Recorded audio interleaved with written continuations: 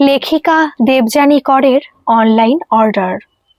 অভি, কাল আমাদের জয়েন্ট অ্যাকাউন্টটা ভেঙে ফেলে আমার অ্যাকাউন্ট আলাদা করে ফেলবো। তাই তুমি কখন সময় করতে পারবে বলো, একসাথে ব্যাংকে যাব। কথাটা বলে শম্পা ঘর ছাড়তেই অভিষেক চেঁচিয়ে বলে উঠল, বাব্বা, একেবারে ফাইনাল ডিসিশন নিয়েই নিয়েছো তাহলে।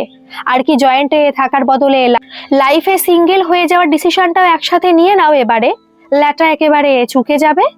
শম্পা কোনো উত্তর না দিয়ে ঝড়ের বেগে ঘর ছেড়ে বেরিয়ে গেল।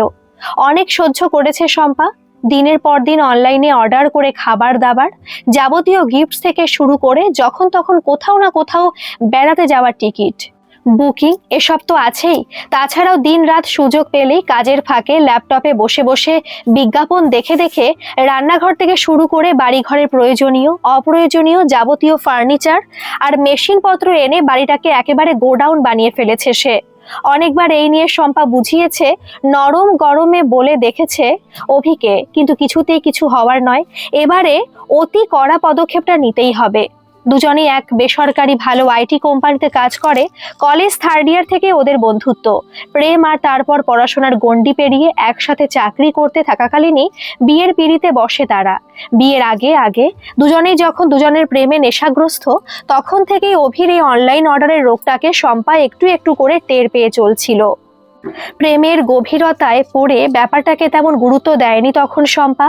দিন যত যেতে থাকে, অতিরিক্ত দামি দামি উপহার কারণে অকারণে অভির কাছ থেকে পেতে পেতে এক এক সময় তার মন বিদ্রোহ করে উঠত অভিকে এভাবে আননেসেসারি পয়সা অপচয় করতে দেখে। অপছন্দের ভাব প্রকাশ করতে বাধ্য হতো সে প্রথম প্রথম নরম গলায় তার মতামত প্রকাশ করতে গিয়ে। অভি, তুমি নিজেই আমার কাছে অনেক অনেক বেশি দামি এই উপহারগুলোর চেয়ে, তাই এত সব দামি দামি উপহার দিয়ে শুধু শুধু এতগুলো করে পয়সা নষ্ট করো না প্লিজ। প্রেমে পাগল অভি শুনতে চায়নি সে কথা, বরং বিয়ে করতে না করতে এইভাবে পয়সা ওড়ানোর রোগটা তার আরোই বেড়ে চলছিল।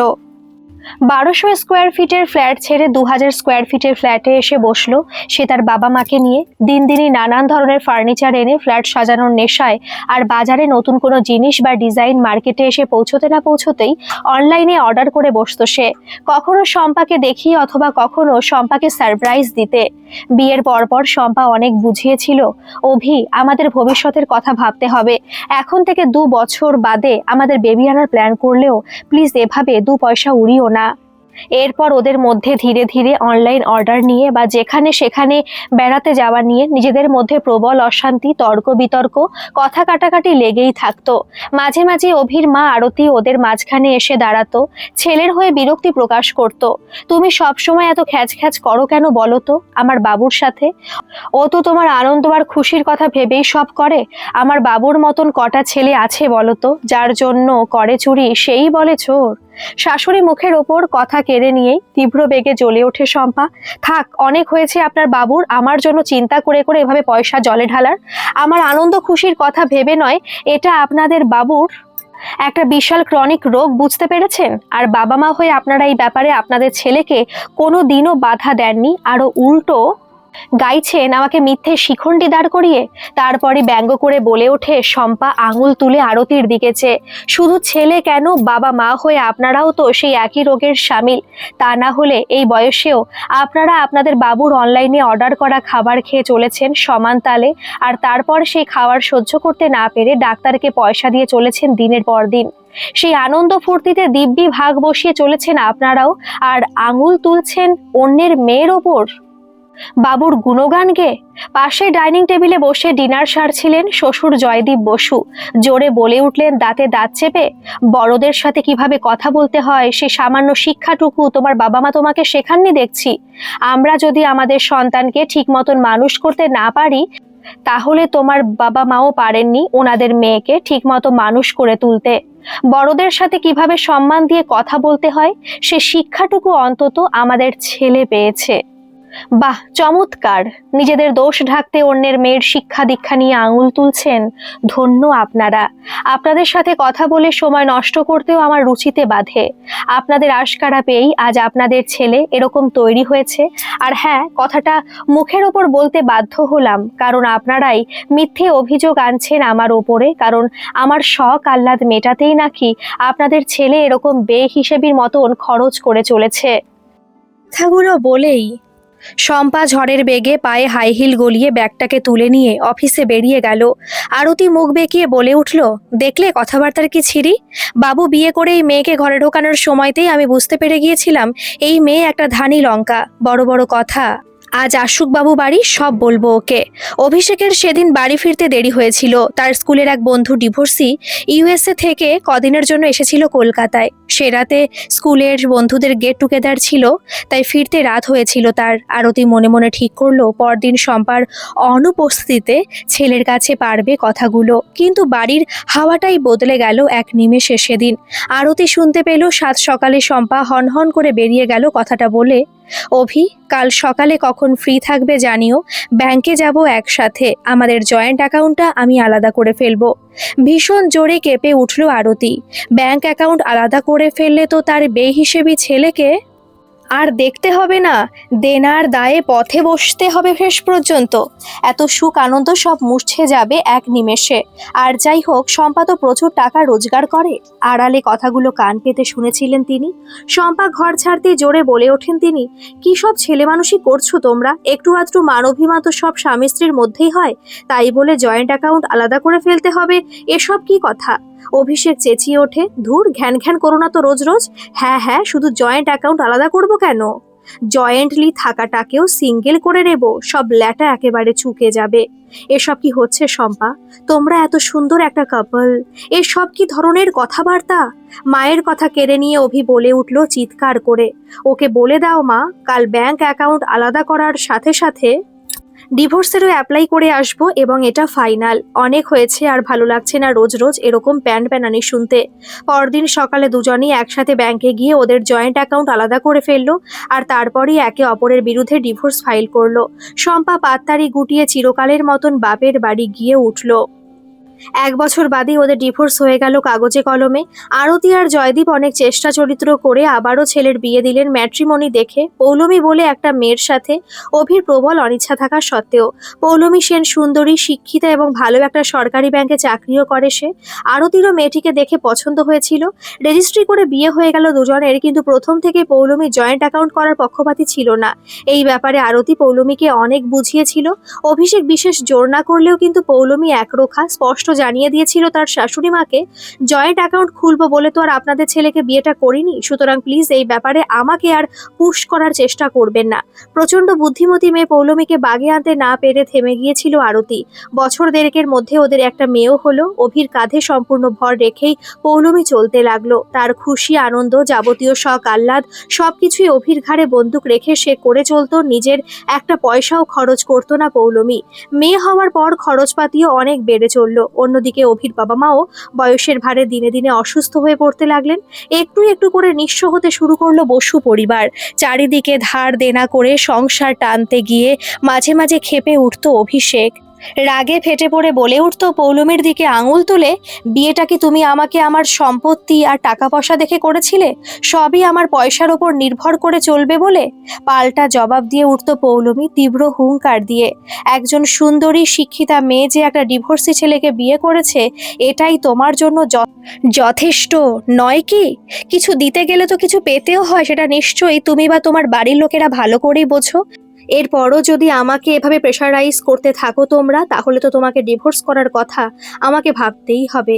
এরপরই একদিন প্রবল অশান্তির মধ্যে দিয়ে চলতে থাকাকালীন অভিষেক চিৎকার করে উঠল, get lost, I will divorce you, I can't stay with you anymore. এবারে তুমি বিদেয় হও, আমাকে মুক্তি দাও।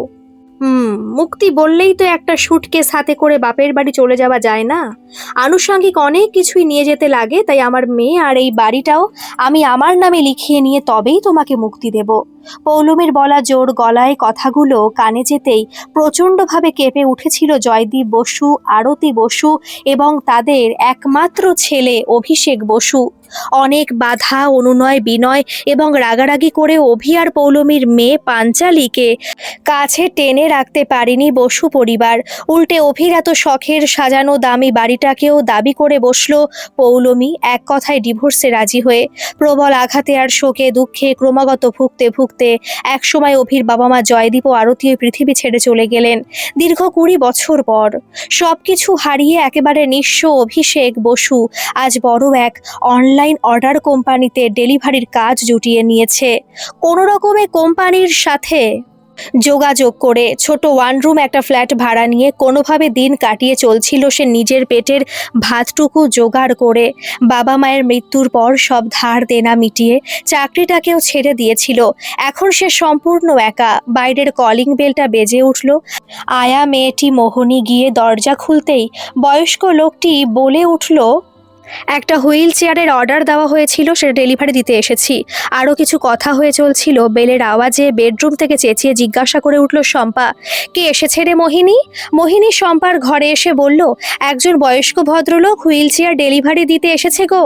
বলছে একেবারে প্যাকিং বাক্স খুলে লাগিয়ে দিয়ে যাবে, পয়সা নেবে না তার জন্য। তবে তাই করুক বৌদি, কি বলো? হ্যাঁ হ্যাঁ তাই বল, শান্ত গলায় বলে উঠল শম্পা। গত পরশুদিন হাসপাতাল থেকে ফিরেছে সে। অন্যমনস্কভাবে তাড়াহুড়োয় রাস্তা ক্রস করতে গিয়ে ছুটে আসা চলন্ত এক অটোর ধাক্কায় ছিটকে পড়ে গিয়েছিল সে রাস্তার একপাশে। লোকজন ছুটে এসে হাসপাতালে ভর্তি করেছিল তাকে। দুটো পায়ের হাড়ি ভেঙে গুঁড়ো গুঁড়ো হয়ে গিয়েছিল। এমনিতেও বয়স বাড়ার সাথে সাথে পায়ের হাড়ের জোরটুকুও কমতে শুরু করেছিল তার। অপারেশনের পর ডাক্তারের নির্দেশে হুইল চেয়ারের ওপর ভর করেই বাকি জীবনটা বেঁচে থাকতে হয়েছিল তাকে। বেশ কিছুদিন হসপিটালে থাকা অবস্থাতেই সেন্টারের আয়া বুক করে নিয়ে বাড়ি ফিরে এসেছিল সে। হসপিটালের বেডে বসেই ফোন করে চাকরিতে রিজাইন দিতে বসেছিল শম্পা। বয়সও তো হয়েছে, বড্ড ক্লান্ত সে আজ। এবারে বাড়িতে বসে বিশ্রাম নেবারই কথা। মধ্য কলকাতার এক বিশাল উঁচু বিল্ডিংয়ে 10 তলা ফ্ল্যাটে থাকে শম্পা। বেডে শুয়ে শুয়ে আকাশ ও বাইরের চারিদিকটা দেখতে পায় সে। আজ থেকে তাকে হুইল চেয়ারে বসে বাকি জীবনটা কাটাতে হবে। ভেবে চলছিল পুরনো দিনের টুকরো টুকরো কথাগুলো। হঠাৎই মোহিনীর কথায় চমক ভাঙল। বেশ কিছুক্ষণ বাদে হুইল চেয়ার ঠেলে শম্পার বেডরুমে ঢুকলো এক ভদ্রলোক। বলতে বলতে, আপনাকে বসিয়ে একবার দেখে নিতে চাই সব কিছু ঠিকঠাক আছে কিনা। হঠাৎই দুজনে চোখাচোখি হতে বিশালভাবে চমকে উঠল দুজনেই। এ কি তুমি? তুমি এখানে, কি ব্যাপার? শম্পার প্রশ্নে অভিষেকও পাল্টা প্রশ্ন করে বসলো। তোমার এই অবস্থা কি করে হলো শম্পা? ছলছল করছে দুজনেরই চোখ। বুকের ভেতরটা উথাল পাথাল করে চলেছে দুজনেরই। আজ এতগুলো বছর বাদে একে অপরের সাথে চোখে চোখ রেখে কথা বলতে গিয়ে বারে বারে এক অজানা ভালোবাসার টানে কেঁপে উঠছে দুজনেই। এর সাক্ষী হয়ে রইল মোহিনী মেয়েটি। কিছুদিন আগে রাস্তার বড় এক অ্যাক্সিডেন্টে পা দুটোকে হারিয়েছি আমি। হসপিটাল থেকে গত পরশু বাড়ি ফিরেছি। শম্পা কথা শেষ না করতেই অভি বলে উঠল, তোমার পাশে আর কেউ নেই শম্পা? তুমি একদম একা, একদম একা অভি। কেন? বেশ তো আছি। এবার তোমার খবর বলো। তুমি এখানে হুইল চেয়ার ডেলিভারি করতে কেন এসেছো? আর একই চেহারা হয়েছে তোমার? তুমি ভালো আছো তো?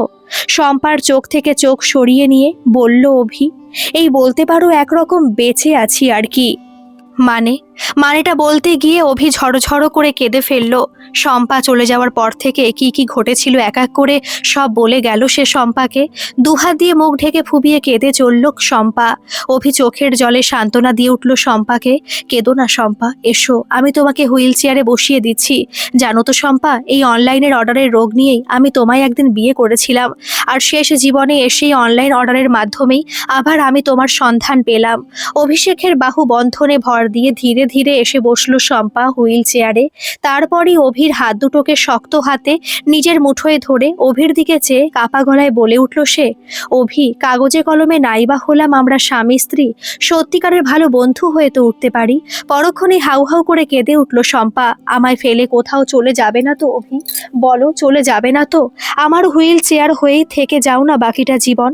অভিষেক হুইল চেয়ার ঠেলতে ঠেলতে বলে উঠল, চোখের জলে ঠোঁটের কোনায় এক করুণ হাসি নিয়ে, তাহলে এই অনলাইন অর্ডারের রোগটা আমাদের ভালোবাসাকে একেবারে মেরে ফেলতে পারেনি শম্পা, কি বলো?